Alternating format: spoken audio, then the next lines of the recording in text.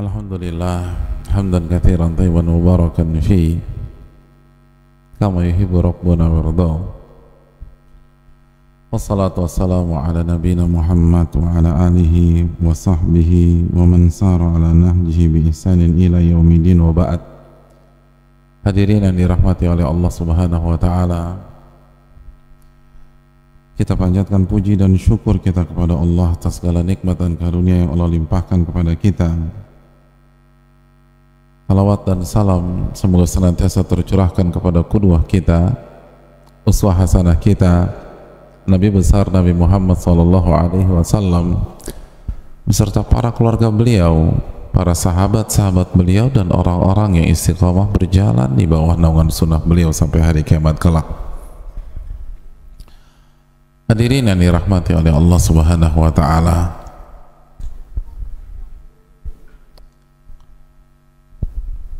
malam ini kita akan berbicara tentang tamu yang sudah kita nanti, tamu yang sudah kita tunggu-tunggu, tamu yang mulia, tamu yang kedatangannya selalu diiringi dengan ampunan dari Allah Subhanahu wa taala, tamu yang identik dengan rahmat, bahkan bukan hanya identik, memang ia membawa rahmat Allah Subhanahu wa taala. Coba kita ingat-ingat, kira-kira siapa yang mau datang ke dalam kehidupan dan rumah kita? Merasa punya tamu nggak hadirin? Siapa? Pak siapa? Pak Ramadan. Kok Pak Ramadan? Ramadan nggak pakai Pak.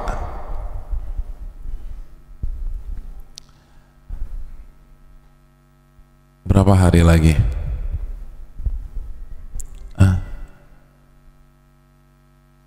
Kapan kemungkinan hari itu datang? Dalam hitungan hari yang tidak sampai menggunakan kedua telapak tangan kita.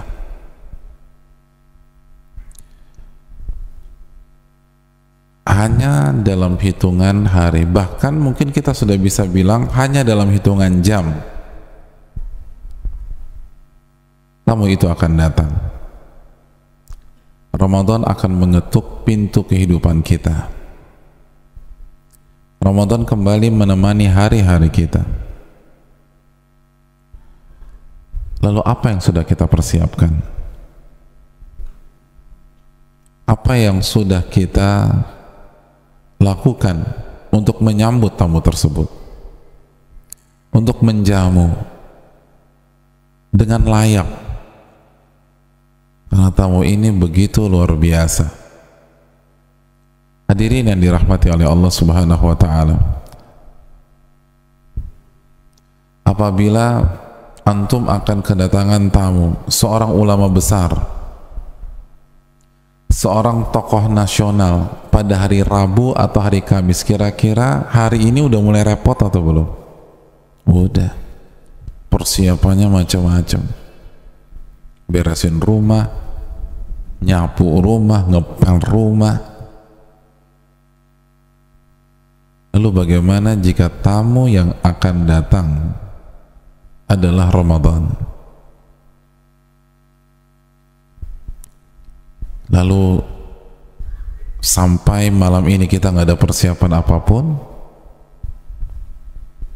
Mungkin ada yang mengatakan, Ustadz, ya biasa aja lah Ustadz, seperti tahun-tahun yang lalu sajalah saya menyikapi. Hadirin, saya sadari bahwa di hadapan saya sekarang, atau pendengar serta pemirsa yang sedang menyaksikan kajian kita, adalah para praktisi Ramadan,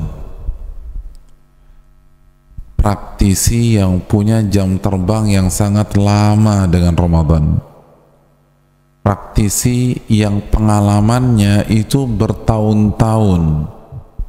Iya apa tidak? Pengalaman bapak-bapak dan ibu-ibu sekalian bertemu dengan Ramadan sudah berapa tahun? Nah, ada yang Ramadan tahun ini Ramadan pertamanya? Tidak ada. Ada mungkin, tapi jumlahnya terbatas. Mayoritas kita di sini sudah berapa lama? Nah, ada yang 20 tahun? Ada. 30 tahun? Banyak. 40? Ada. 50 tahun pengalamannya? Ada 50 tahun? Banyak. Hadirin, yang susah kan kalau berhadapan dengan praktisi, apalagi yang syarat akan pengalaman. Namun, tahukah kita bahwa status kita sebagai praktisi Ramadan yang sering berinteraksi dengan Ramadan, bahkan bukan 1-2 kali, bukan 1-2 tahun, tapi puluhan tahun ketemu sama Ramadan, itu bisa menjadi bumerang bagi kita.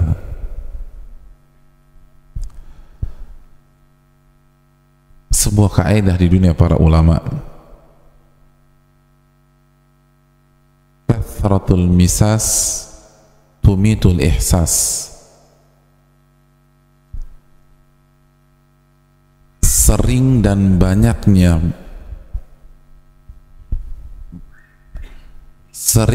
banyaknya berinteraksi itu bisa mematikan sensitivitas.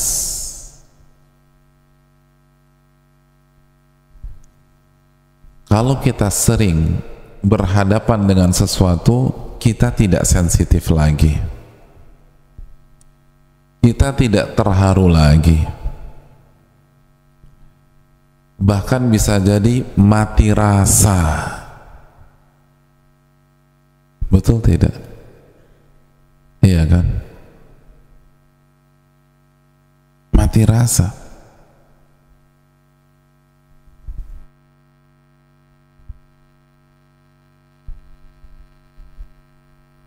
Antum berada di tempat pembuangan sampah, mungkin detik pertama, detik kedua, detik ketiga antum tutup hidung, tapi kalau udah 15 menit itu penutup hidung udah bisa dibuka. Setengah jam, 1 jam, 2 jam sudah menikmati.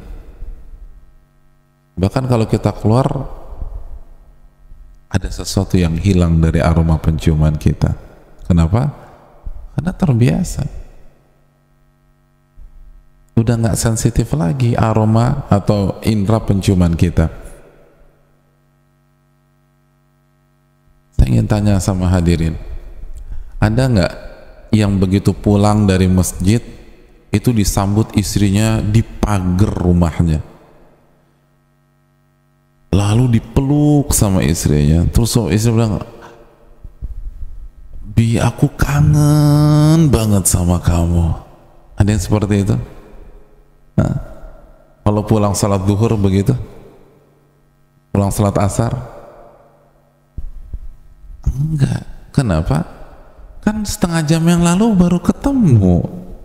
Tapi kalau kita pulang dari suatu negeri 3 tahun nggak ketemu, kira-kira ditungguin di mana?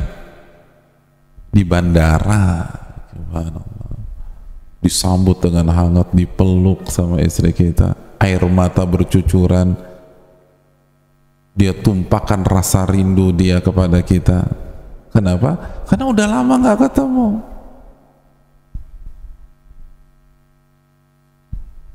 Tapi ada di antara kita pulang dari masjid tadi lalu disambut dengan derayan air mata? Nggak ada, kecuali kontrakan belum bayar, kan begitu ya, ditagih debt collector tadi. Subhanallah. Nah, hadirin yang dirahmati oleh Allah SWT, ini kaidah kehidupan. Dan yang ditakutkan kaidah ini berlaku di dalam ibadah kita, berlaku di bulan Ramadan, itu fatal hadirin. Yang pernah haji atau umrah, coba lihat deh, pertama kali injak Masjidil Haram, lihat ini, saya ingin menjelaskan betapa bahayanya kaidah ini kalau terjadi dalam ibadah. Pertama kali umrah atau haji, masuk Masjidil Haram, melihat Ka'bah pertama kali, kira-kira apa yang dilakukan? Hah? Melihat Ka'bah pertama kali dengan mata sendiri, apa yang dilakukan? Nangis. Itu mau perempuan, mau laki-laki, mau jenggotnya segini, nangis hadirin. Kalau masih punya iman, nangis. Paling enggak mata berkaca-kaca, terharu. Itu biasanya manasik di tanah air udah lupa, blank spot di sana. Kenapa? Terharu. Dan terkadang ada sebagian jamaah tuh nggak mau pulang ke hotel. Pak, pulang Pak, nanti saya mau nginep sini aja. Tidur tuh Masjidil Haram. Ngapain? Mandangin Ka'bah dari banyak sisi, tawaf gitu, tawaf 7 kali, sholat, tawaf lagi, sholat, Masya Allah. Hari pertama, hari kedua masih tawaf, tapi udah mau pulang ke hotel. Hari ketiga, hari keempat udah mulai berimbang tuh waktu di hotel sama waktu di masjid. Hari ketujuh, hari kedelapan itu tawafnya pindah biasanya, kalau nggak di Pasar Seng, Zamzam Tower, atau di Hilton, Home Surreal.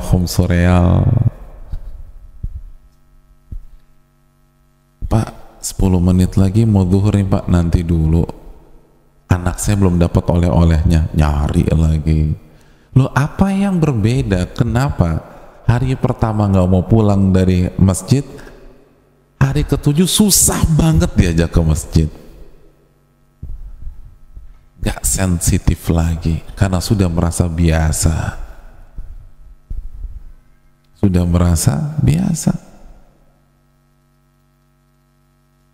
nggak semangat lagi.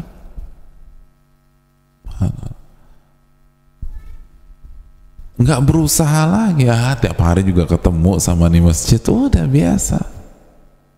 Nah, yang fatal itu kan perasaan ini muncul ketika Ramadan, dan pada saat kita bertemu dengan Ramadan, bahaya. Karena merasa sudah ketemu bertahun-tahun, biasa aja, susah.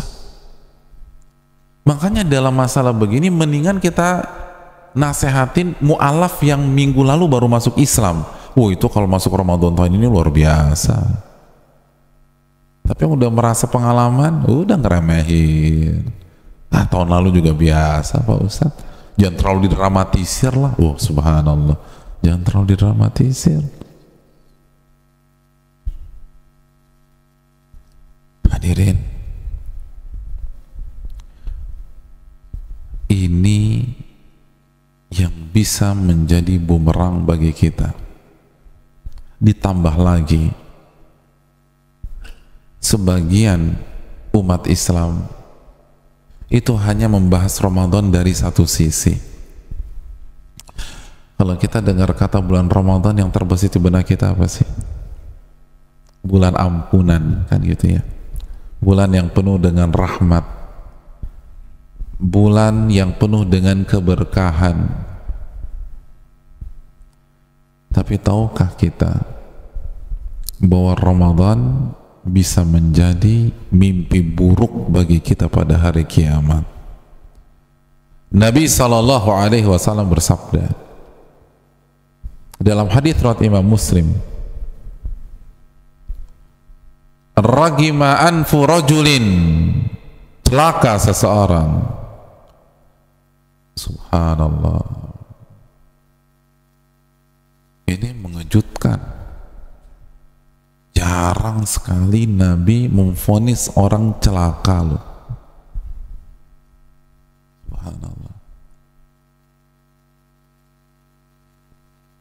luar biasa.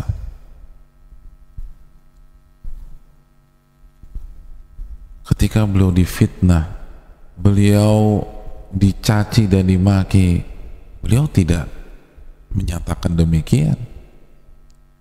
Tapi untuk kasus ini celaka seseorang. Ini kan menimbulkan tanda tanya besar di dalam benak kita. Kira-kira kesalahan fatal macam apa yang dilakukan oleh orang ini? Sehingga Nabi yang penuh rahmah, Nabi yang begitu baik, terpaksa memvonis dia. Mari kita simak hadisnya. Rajulin dakhala alaihi Ramadan thumma salakha fala yughfar lah.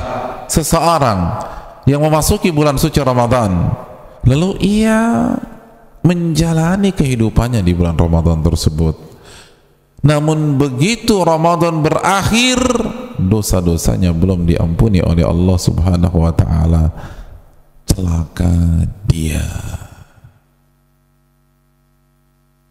celaka. Sudah kelewatan hadirin, kelewatan orang seperti itu. Keterlaluan Ramadan yang setiap detik-detiknya itu ampunan Allah, lalu ketika kita keluar dari Ramadan dosa kita belum diampuni, celaka kita. Ramadan di mana akses dan sarana ibadah dimudahkan dan dilapangkan oleh Allah. Nabi mengatakan pintu-pintu surga dibuka oleh Allah Subhanahu wa ta'ala sebagai simbol bahwa seluruh sarana dan akses itu dimudahkan. Lalu Anda tidak beribadah, Anda nggak sholat, Anda nggak puasa, Anda nggak taraweh, Anda nggak sempat baca Quran, Anda nggak infak sedekah, celaka Anda. Ramadan di mana pintu neraka ditutup rapat-rapat oleh Allah sebagai simbol bahwa sarana dan akses kemaksiatan dipersempit, diminimalisasikan oleh Allah. Gembong-gembong syaitan dibelenggu oleh Allah. Lalu Anda tetap maksiat, Anda tetap gibahin orang, Anda tetap fitnah orang, Anda nggak sholat, Anda tetap dengan kehidupan malam Anda tetap mabok, Anda tetap taruh judi Anda. Celaka Anda, kelewatan itu.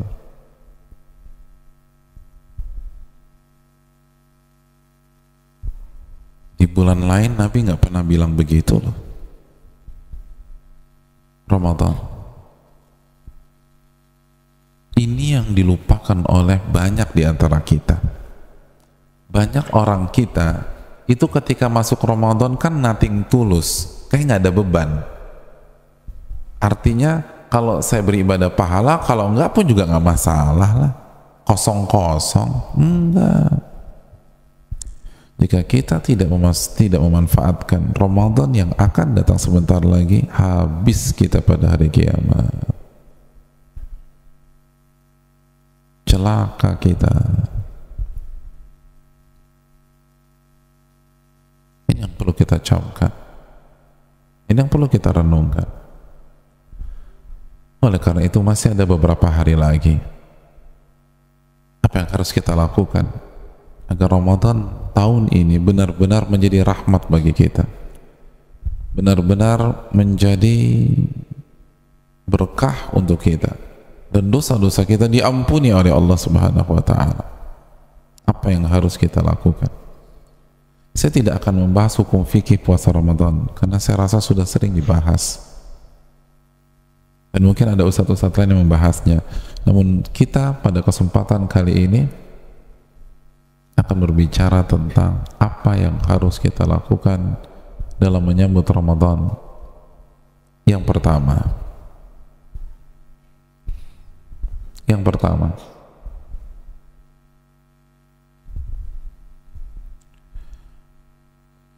pastikan ilmu kita tentang Ramadan komplit sebelum masuk satu Ramadan. Hari-hari ini, malam ini, besok, Senin, Selasa, Rabu mungkin baca tentang Ramadan, hadiri kajian tentang fikih Ramadan. Jika kita belum tahu beberapa hukum tentang Ramadan, tanya ustadz-ustadz, browsing, googling, cross check sama ahli ilmu. Pastikan kita sudah tahu ilmu tentang Ramadan, bagaimana puasa, bagaimana taraweh, bagaimana berbuka, bagaimana sahur, bagaimana tilawatul Quran ketika Ramadan, hukum-hukum yang berkaitan dengan qiyamul lail, tahajud atau taraweh, infak, sedekah, kasih makan orang yang berbuka, dan amalan-amalan lain. Pelajari sekarang. Kita tahu bersama dalam Sahih Bukhari, babul ilmi qabla al-qawli wal amal, ilmu dulu sebelum berbicara dan beramal. Jadi kalau mau belajar tentang Ramadan ini, hari-hari ini saatnya, bukan pas Ramadan baru buka buku, terlambat mas. Sekarang bapak-bapak, ibu-ibu sekalian, mau safar, mau bepergian jauh, mau traveling, naik pesawat, begitu masuk ke pintu pesawat, kita ngelihat pilotnya sedang buka-buka buku panduan menerbangkan pesawat. Kira-kira masih mau duduk di pesawat itu enggak? Enggak. Pilotnya aja baru belajar. Pak pilot terlambat, Pak pilot kalau mau belajar sebelumnya. Nah begitu juga, ada orang masuk Ramadan baru membahas pembatal puasa di malam ke-28. Lu dua hari lagi mau lebaran mas, Anda baru baca masalah ini, kemana aja? Baru belajar tentang hal-hal yang mubah di hari ke-15. Terlambat, ini Ramadan udah setengah lagi. Kalau mau belajar sekarang, al ilmu qabla al-qawli wal amal, ilmu dulu sebelum berbicara dan beramal. Bukankah Allah berfirman dalam surat Al-Isra ayat 36, wala taqfu ma laysa laka bihi ilm, dan janganlah Anda mengikuti, melakukan dan mengerjakan sesuatu yang Anda tidak tahu ilmunya. Gak boleh, kata Allah, gak boleh ikut-ikutan, gak boleh ikut-ikutan. Di Ramadan kita gak boleh ikut-ikutan. Yang lain berhenti 10 menit sebelum subuh, kita ikut-ikutan. Yang lain ngobrol ketika puasa, kita ikut-ikutan. Yang lain ngabuburit, kita ikut-ikutan. Tahu dulu ilmunya, jangan main ikut-ikutan aja. Al-Isra 36, inna sam'a wal basara wal fu'ada kullu ulaika kana anhu mas'ula. Karena pendengaran Anda, penglihatan Anda, hati Anda akan ditanya oleh Allah Subhanahu wa ta'ala. Sekarang pastikan. Yang pertama. Yang kedua,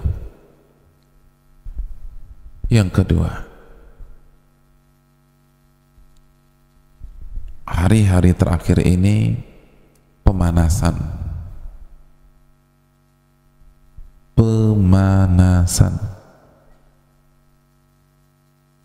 stretching, warming up. Maksudnya apa nih Pak Ustadz? Allah Subhanahu wa ta'ala menyatakan bahwa beribadah itu ibarat mengikuti sebuah pertandingan dan perlombaan dalam beberapa ayat dalam Al-Quran. Contoh Al-Baqarah 148, fastabiqul khairat, maka berlomba-lombalah dalam mengerjakan kebajikan dan ibadah. Makanya sebagian orang menyatakan Ramadan itu ibarat olimpiade bagi para ahli takwa, karena isinya berbagai macam varian dan model ibadah. Ibarat olimpiade, isinya macam-macam cabang perlombaan dan pertandingan olahraga. Nah saya ingin tanya nih, ada tidak atlet ikut pertandingan nggak pakai pemanasan? Bapak-bapak hobi olahraga apa? Hah? Kok bingung sih? Kalau ditanya ayat bingung wajar. Ini ditanya hobi olahraga. Hobi olahraga apa? Nggak punya hobi olahraga? Nggak pernah olahraga seumur hidup? Hah? Futsal, Masya Allah, bola ya. Ada tidak pemain bola bertanding tanpa pemanasan? Gak ada. Harus lari-lari dulu, loncat-loncat dulu. Bahkan pemain penggantinya juga begitu kan, nggak main dimasukin aja. Kalau nggak apa, kram. Atlet renang nggak mungkin langsung nyemplung aja, pemanasan dulu. Kalau nggak ngambang, orang kram semua kok. Padahal mereka atlet papan atas. Jadi atlet papan atas, kalau ingin ikut pertandingan itu harus pemanasan. Nggak mungkin langsung bertanding. Nah pertanyaan saya, ini Ramadan di depan mata. Kira-kira kita ahli Quran papan atas bukan? Ahli terawih papan atas? Ahli puasa papan atas? Ahli zikir papan atas? Lalu kita masuk Ramadan tanpa persiapan, tanpa pemanasan, mohon maaf kalah hadirin, kalah, nggak bisa. Semua harus ada pemanasan. Bapak-bapak punya mobil mewah nih, kita punya mobil S-Class, 3 bulan nggak pernah dipanasin apalagi dijalanin. Hari ini starter ngegas, kira-kira jalan nggak tuh mobil? Enggak, akinya soal. Lalu kita selama ada orang nggak pernah buka Quran, tiba-tiba satu Ramadan baca 3 juz, nggak mungkin, nggak kuat. Pemanasan. Allah yang menganalogikan. Jadi kalau mau ingin sukses Ramadan tahun ini, malam ini pemanasan. Besok weekend hari Ahad jangan kemana-mana, kecuali darurat. Di rumah aja baca Quran, zikir kepada Allah, latihan lagi, perbanyak sholat-sholat sunnah. Begitu juga hari Senin, hari Selasa. Ini kita nggak punya waktu loh, harus pemanasan. Ingat, fastabiqul khairat, maka berlomba-lombalah dalam mengerjakan kebajikan. Perlombaan harus dengan pemanasan. Jangan bermimpi sukses di Ramadan kalau tidak ada pemanasan. Karena Ramadan itu ibarat maraton. Kita disuruh beribadah dengan level tertinggi bukan 1-2 hari, tapi 1 bulan. Kalau disuruh tarawih 1-2 malam mah gampang. Tapi yang susah kan bertahan di kualitas tinggi selama 30 hari, itu susah banget. Dan semakin menuju puncak, tantangan semakin besar. Karena kan bukan hanya Allah yang kasih promo, mall kasih promo, pasar kasih promo, barang-barang kasih promo. Itu kan mecah konsentrasi. Iya enggak? Belum lagi acara bukber angkatan 89, angkatan 92, angkatan 95, bukber teman-teman SMP di mana? Ramadan. Bukber teman-teman SMA? Ramadan lagi. Bukber teman-teman kampus dulu? Ramadan. Bukber RT RW? Ramadan. Bukber teman pengajian? Ramadan. Jadi bisa jadi isinya 1 bulan tuh bukber semua tuh. Bukber. Subhanallah. Mending kalau 5-10 menit. Bisa ketemu teman SMP 5-10 menit? Nggak bisa. Nanti nggak taraweh lagi, isyaknya di rumah lagi. Udah, dapat apa Ramadan? Kan ini kan fenomena di kota-kota besar. Kalau Ramadan kan begitu, bukber lagi. Ustaz, berarti bukber nggak boleh? Boleh, bagus itu. Tapi kalau tidak disikapi dari sekarang, itu bisa merusak Ramadan kita. Ini orang Jakarta sekarang hari-hari ini pada sibuk apa? Ngatur bukber kan. Udah janjian duluan nih, bukber kapan nih kita kapan ngumpul lagi. Jadi bukan kapan puasanya, bukan gimana baca Qur'annya, bukber yang udah dibahas. Bener nggak? Bener udah. Subhanallah. Ini menunjukkan Ramadan nggak mudah. Dan terbukti loh di mayoritas masjid kita fenomena tahunan kejadian terus dari malam ke malam. Mengalami apa? Mengalami kemajuan kan, maju lagi safnya, maju lagi, maju lagi, maju lagi, maju lagi.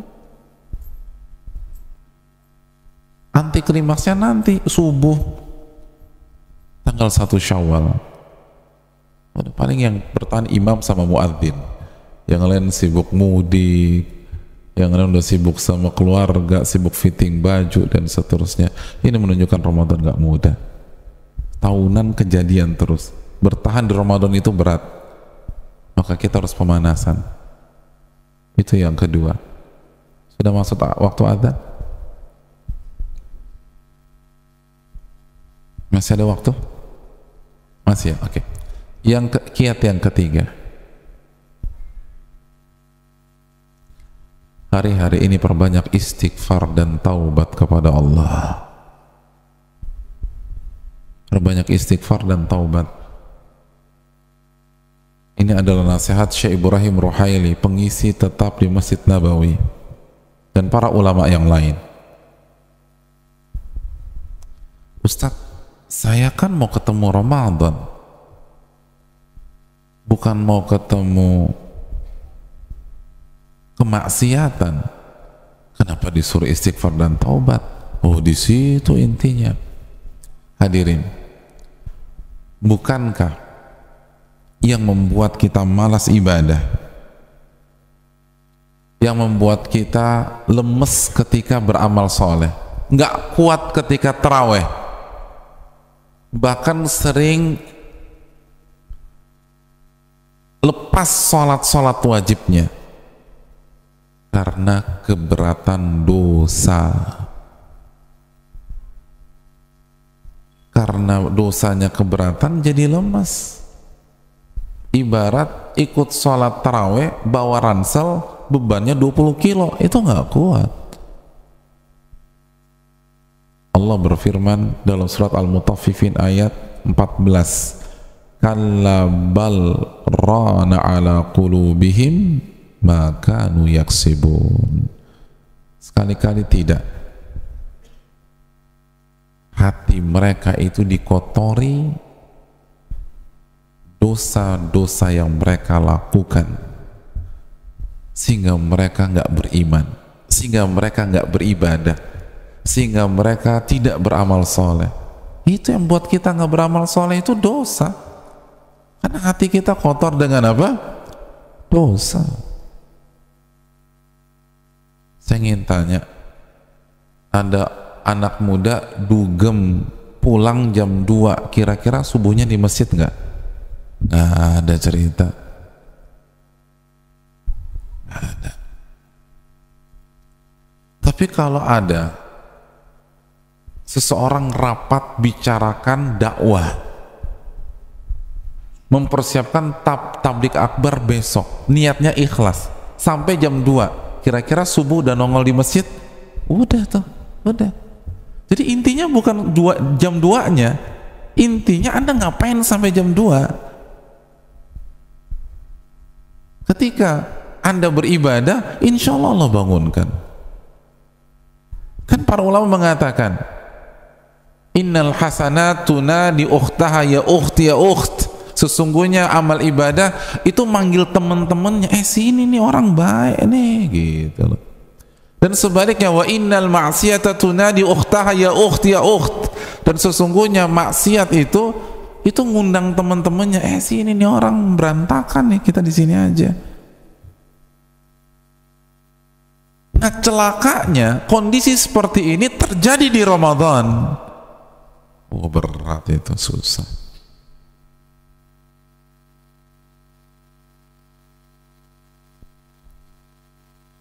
Oleh karena itu, bersihkan dan hilangkan beban dosa itu dengan istighfar dan taubat kepada Allah sebelum memasuki Ramadan. Jadi hari-hari ini saya tahu mungkin banyak di antara kita yang sudah 100 kali istighfar per hari, mengikuti contoh Nabi Sallallahu Alaihi Wasallam, atau 70 kali. Perbanyak dan lebih dihayati lagi. Ini yang perlu kita camkan. Hadirin yang dirahmati oleh Allah Subhanahu wa taala, persiapan yang keberapa hadirin? Keempat.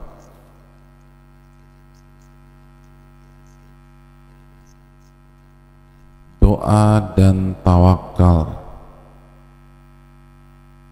Hari-hari ini, malam ini, besok, lusa,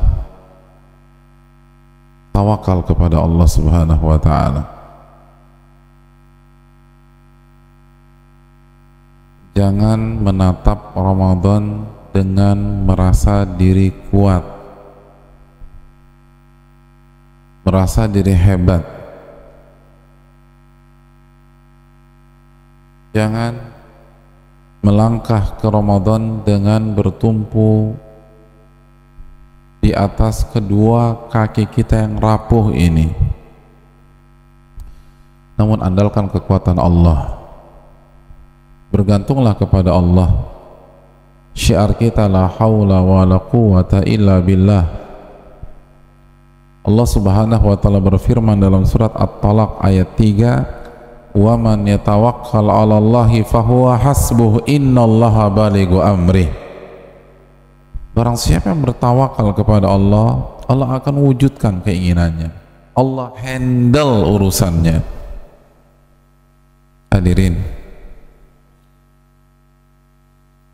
setiap orang yang hanya mengandalkan kekuatannya saat memasuki Ramadan gagal. Setiap orang yang hanya mengandalkan ilmunya saat memasuki Ramadan gagal. Karena ibadah bukan permainan otak atau otot. Ibadah adalah taufik. Iyyaka na'budu wa iyyaka nasta'in. Hanya kepada Engkau kami beribadah dan hanya kepada Engkau kami meminta pertolongan. Mengapa dua hal besar ini disatukan dalam satu ayat? Apa alasannya? Mari kita lihat bapaknya ahli tafsir, Al-Imam At-Tabari rahimahullahu ta'ala. Beliau menjelaskan dalam tafsir beliau, tafsir yang sangat direkomendasikan, bahwa dua perkara besar ini digabungkan karena iyyaka na'budu adalah tujuan hidup kita. Apa tujuan hidup kita? Beribadah. Wa ma khalaqtul jinna wal insa illa liya'budun. Tidaklah kuciptakan jin dan manusia kecuali untuk beribadah kepada diriku. Maka iyyaka na'budu adalah ibadah, tujuan hidup kita. Wa iyyaka nasta'in adalah jalan untuk mencapai tujuan tersebut. Artinya apa? Kita tidak akan bisa beribadah kepada Allah tanpa pertolongan dari Allah, dan Allah tidak akan tolong kita kecuali kita meminta kepadanya. Hari-hari ini mintalah kepada Allah, doa kepada Allah. Ud'uni astajib lakum. Berdoalah kepadaku, aku akan kabulkan. Hadirin, jangan ada satupun dari kita yang still yakin pasti bertemu dengan Ramadan. Siapa di antara kita yang bisa memastikan masih hidup sampai hari Kamis? Angkat tangan. Nggak ada ya? Semua tidak ada. Walaupun Ramadan sudah ada di pelupuk mata kita, tapi kita belum ada di zona aman. Maka minta kepada Allah agar Allah pertemukan kita dengan Ramadan. Ud'uni astajib lakum. Minta kepadaku, maka aku akan kabulkan. La yaruddul qada illa du'a. Tidak ada yang bisa menolak takdir kecuali doa. Dan bukan hanya meminta agar Allah pertemukan kita dengan Ramadan, tapi minta agar Allah mudahkan langkah kita. kuatkan tubuh dan diri kita sehingga bisa beribadah. Karena betapa banyak orang yang sampai di Ramadan nggak beribadah kepada Allah. Betapa banyak orang yang ketika memasuki Ramadan jatuh sakit sehingga nggak puasa 1 bulan penuh. Betapa banyak orang ketika berada di Ramadan stroke sehingga nggak beribadah, terkapar di atas kasur. Minta kepada Allah. Dan yang lebih tragis, betapa banyak orang yang masuk ke Ramadan namun bermaksiat kepada Allah Subhanahu wa taala. Hadirin, kita membutuhkan taufik dari Allah. Ibadah bukan permainan otak atau otot. Betapa banyak orang yang mampu mengangkat beban sebesar atau seberat 50 atau 60 kilo, tapi ia tidak bisa mengangkat kelopak matanya untuk bangun pada waktu subuh. Jadi kayaknya kelopak matanya tuh lebih berat daripada barbel 60 kilo. Betapa banyak orang yang bisa lari maraton 10 atau 20 kilo, tapi dia tidak bisa melangkahkan kakinya ke masjid yang jaraknya hanya 50 atau 100 meter dari rumahnya. Ibadah itu taufik, ibadah itu adalah hidayah. Maka mintalah hidayah kepada Allah Jalla wa'ala. Kalau Allah mudahkan langkah kita di Ramadan, semuanya akan mudah, semua akan lancar, urusan akan tuntas. Jangan sampai kita disibukkan dan kita tidak bisa keluar dari belenggu tersebut. Ingat, kita tidak bisa manfaatkan Ramadan, celaka kita. Tawakal kepada Allah. Ingat kasus perang Hunain. Umat Islam kalah di fase awal, padahal isinya para pakar perang. Apa penyebabnya? At-Taubah 25. Walaqad nasarakumullah fi mawatin katsirah wa yawma Hunain id a'jabatkum kathratukum. Dan ingatlah kalian, dan sungguh Allah telah tolong kalian di berbagai macam peperangan, dan ingatlah kalian apa yang terjadi di perang Hunain ketika kalian ujub dengan banyaknya pasukan kalian, dan pasukan kalian dan banyaknya pasukan kalian tidak bermanfaat sama sekali untuk kalian, karena menolong kalian di Badar, di Khandaq, dan di berbagai macam peperangan adalah Allah. Padahal di dalam pasukan itu ada Ali bin Abi Thalib, ada Uthman, ada Umar, ada Abu Bakar radhiyallahu ta'ala anhum, ada Rasulullah sallallahu alaihi wasallam. Tapi di fase awal kalah. Kenapa? Karena segelintir orang, oknum bahasa kita sekarang, ujub, mengandalkan banyaknya pasukan, mengandalkan kekuatan kita. Mereka mengatakan lan nughallabal yawma an kathrah, kita tidak akan kalah karena banyaknya pasukan kita. Lupa bertawakal kepada Allah Subhanahu wa taala. Dan itulah yang akan terjadi ketika seseorang memasuki Ramadan hanya mengandalkan ilmunya, hanya mengandalkan hafalannya, hanya mengandalkan fisiknya, hanya mengandalkan kesehatannya, hanya mengandalkan pengalamannya. Gagal.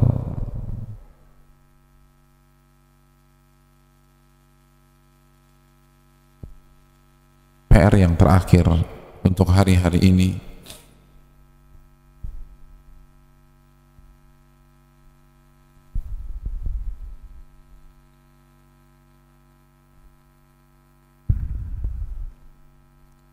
buat target, atur schedule atau jadwal kegiatan di Ramadan, dan berani mengorbankan sebagian aktivitas dunia kita. Buat target, hadirin. Karena kita kalau nggak pakai target itu suka-suka. Kita kalau tidak pakai target itu cenderung menggampangkan, cenderung menunda. Besok aja, besok, masih lama Ramadan. Pasang target khataman kita, pokoknya Ramadan kali ini harus minimal misalnya nih sekali khatam. Setelah itu buat schedule, Sekali khatam berarti satu hari satu juz. Satu juz itu terdiri dari 10 lembar misalnya. Lalu kita bagi. Sebelum sahur 1 lembar, ba'da subuh 2 lembar, lalu nanti waktu duha jam 8 jam 9 2 lembar lagi, udah 5. Sebelum dan sesudah zuhur biasanya kita makan siang, ini bisa ambil 2 lembar, 7. Sebelum asar atau setelah asar 1 lembar, 8. Maghrib isya selesai 1 juz. Selesai sebentar, asal ada schedule diatur. Tapi kalau antum ngerjainnya borongan, berat. Sekali duduk 10 lembar tuh nggak mudah loh. Apalagi kalau kita belum lancar membaca, belum fasih, dipotong-potong dong. Dan itu sampai isya selesai. Belum lagi kalau ditambah jam 10 malam, pas qiyamul lail, banyak yang bisa kita lakukan. Asal buat schedule. Kalau nggak lewat. Begitu juga berapa hari kita mau bersedekah, itu untuk menstimulan kita, men-trigger kita itu, misalnya sehari 50.000. Udah 50.000 tuh harus hilang dari dompet tuh, nggak mau tahu mau kasih siapa, harus hilang. Masukin kencelengan masjid, kasih orang. Jadi kalau maghrib ketika ternyata tuh duit masih ada, kita panik karena target kita belum tercapai. Kita akan nyari, ada tukang bakso, bang nih 50.000 gitu, ada hansip lewat 50.000 pak, ada siapa-siapa tetangga lagi nyiram tanaman 50.000 nih pak gitu, ada anak nyasar nih 50.000 gitu. Nggak ada siapa-siapa, udah istri kita aja kasih 50.000. Pokoknya nih uang harus keluar aja 50.000. Anak kasih, pembantu kayak, pokoknya nih harus keluar gitu loh. Ada target. Jadi semangat kita. Dan berani mengorbankan masalah dunia. Hadirin, standar para ulama seperti Al-Imam Mulai itu liburnya 2 bulan. Sya'ban libur, Ramadan libur 2 bulan. Toko tutup 2 bulan. Cuti 2 bulan. Jadi kalau kita libur lebaran Hamin berapa? Hamin 5, Hamin 7, dia Hamin 2, tapi 2 bulan. Kalau kita 5 hari kan.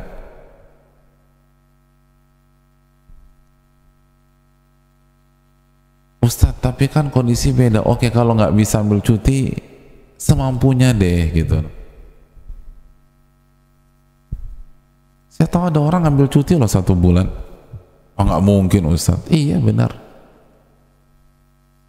Dan dia profesionalis lagi, artinya bukan owner, bukan pengusaha, dia pekerja, tapi dia senior dan kinerjanya bagus, sehingga dapat jatah cuti 20-an hari dari perusahaannya.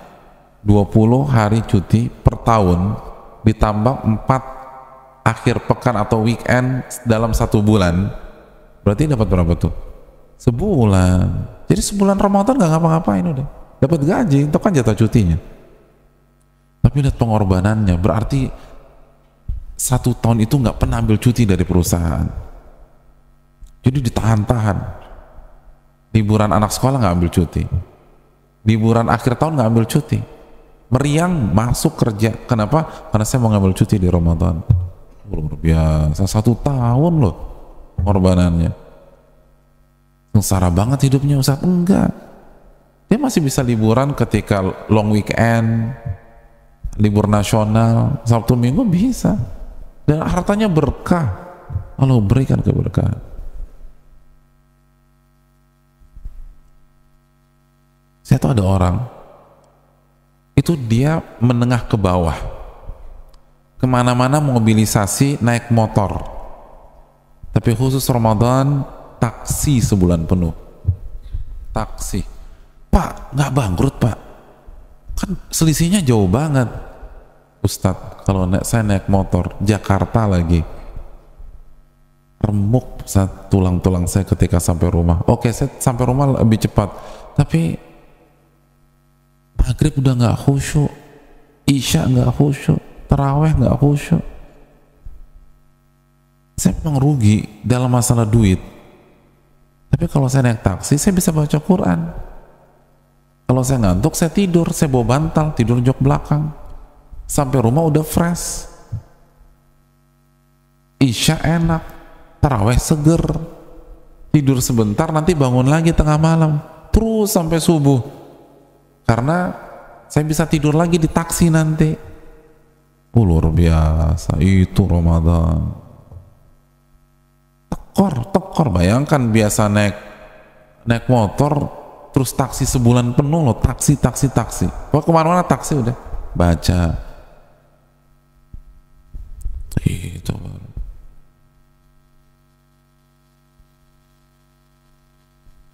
saya tahu ada orang itu dia ingin iktikaf 10 hari terakhir, tapi di ultimatum sama kampungnya harus mudik gitu. Ya, orang tua ultimatum ya pulang kan gitu ya, perintah orang tua hukumnya apa? Wajib. Dan ini orang nggak kaya, biasa banget lah, karena harus mudik itu dia putuskan lewat udara, nggak lewat darat. Saya bilang kan tiket pesawat mahal banget, dan dia bukan satu orang, rombongan keluarga, dia pulang semua. Pak, gak tekor tuh Pak Ustadz, ini kan malam-malam terakhir, prime time-nya Ramadan. Kalau saya naik darat itu bisa malam 27, malam 29, saya di Pantura. Ya dapat apa di Pantura Ustadz? Macetnya nggak karuan. Saya naik udara, biar nanti malam udah bisa iktikaf di masjid kampung.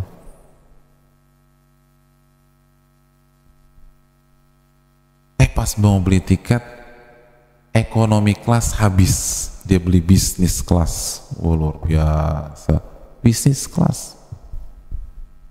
Dia, istri, anak-anak bisnis kelas. Itu duitnya berapa tuh? Bagi dia tuh besar banget loh. Kita nggak bicara orang kaya deh, bagi dia tuh besar banget. Tapi kenapa? Ramadan. Itu baru Ramadan.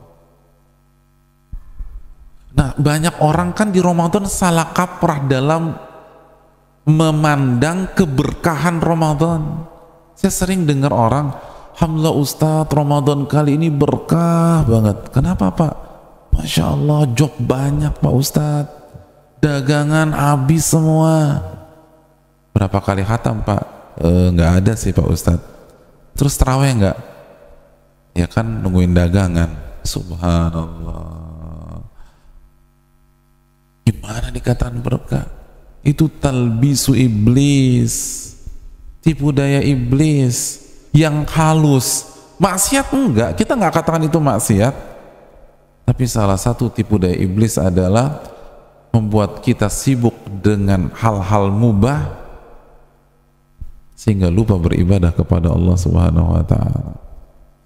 Jadi banyak orang nih itu melihat berkahnya Ramadan itu kalau banyak job, omset naik, tuh berkah tuh. Subhanallah. Bal tu'thirunal hayatad dunya, namun kalian lebih memprioritaskan dunia. Apakah menilai berkah atau tidaknya Ramadan dengan materi, hadirin? Bukan, dengan ibadah. Berani. Para ulama tutup toko 2 bulan, antum bayangin kerugiannya berapa? Tapi itu tidak sebanding dengan ibadah yang kita dapatkan di Ramadan. Demi Allah, kalau gaji kita atau omset kita di Ramadan 500 juta, hanya bulan itu bersih 500 juta, lalu kita tinggalkan, lalu kita dapat Lailatul Qadar, itu nggak ada apa-apanya hadirin sekalian. 500 juta tuh nggak ada apa-apanya. Dapat Lailatul Qadar lewat semuanya. Dan ingatlah janji Nabi, man taraka syai'an ittiqa'an lillah awadallahu khairan min. Barang siapa yang meninggalkan sesuatu karena mencari ketakwaan kepada Allah, Allah ganti yang lebih baik. Hadirin, kita hilangkan dunia di bulan Sya'ban, atau kita prioritaskan akhirat daripada dunia di bulan Sya'ban, itu diganti sama Allah. Kita korbankan sebagian dunia di bulan Rajab atau di bulan Rabiul Awal, itu diganti sama Allah. Masa Ramadan nggak diganti? Ganti, pasti diganti. Di bulan biasa aja diganti, masa di Ramadan nggak diganti? Allah ganti, dan Allah ganti lebih banyak lagi. Yakin nggak sama Allah? Percaya nggak?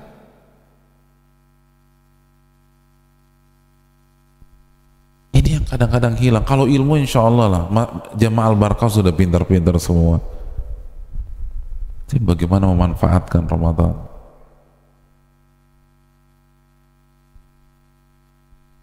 Berani all out nggak? Berani mengatakan tidak sama konsumen kita, sama customer kita,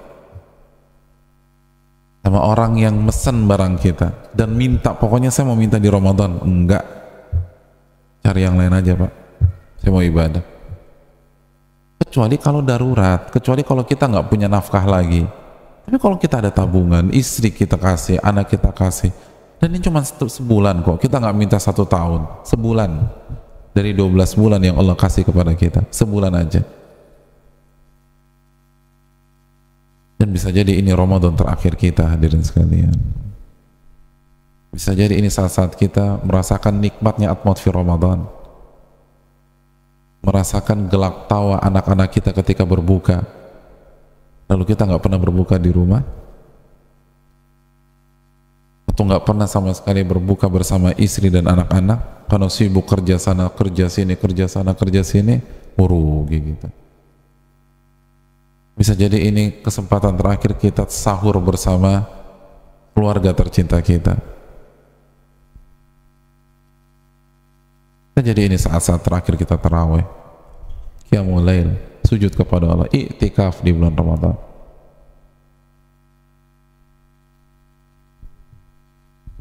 Di hadapan mata kita, maka manfaatlah sebanyak-banyaknya.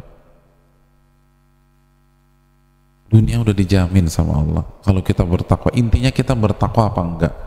Waman yattaqillah yaj'al lahu makhraja wa yarzuqhu min haitsu la yahtasib. Barang siapa yang bertakwa kepada Allah, Allah akan berikan solusi, dan Allah akan berikan rizki dari arah yang tidak ia duga-duga. Jadi kalau memang benar-benar kita korbankan sebagian dunia kita untuk bertakwa Ramadan, kan pasti Allah ganti. Dan ini kan bukan kita mengajarkan pola hidup malas-malasan, berpangku tangan, gak berikhtiar, cuman sebulan kok. Dan itu pun kalau kita bisa. Kalau nggak bisa, banyak akal, seperti tadi teman-teman kita yang lain, pilih taksi lah, karena nggak bisa ambil cuti, taksi akhirnya, sewa driver lah, karena capek. Ada orang yang sewa ojek sebulan penuh, dia baca Quran sambil di motor, semua banyak lah. Fattaqullaha mastata'tum, bertakwalah kepada Allah semampu kalian.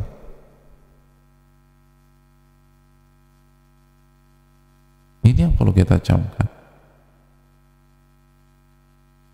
ini yang perlu kita renungkan. Saya rasa cukup sampai di sini, semoga bermanfaat. Berdoalah kepada Allah, dan semoga nasihat ini bermanfaat khususnya bagi yang berbicara sebelum yang mendengarkan. Dan ingat, hitungan hari lagi hadirin sekalian, dan jangan sampai kita terkena doa Nabi, celaka Anda. Wassalamualaikum warahmatullahi wabarakatuh wa ala alihi wa sahbihi ajma'in. Subhanakallahumma wa bihamdika, asyhadu an la ilaha illa anta, astaghfiruka wa atubu ilaik. Assalamualaikum warahmatullahi wabarakatuh.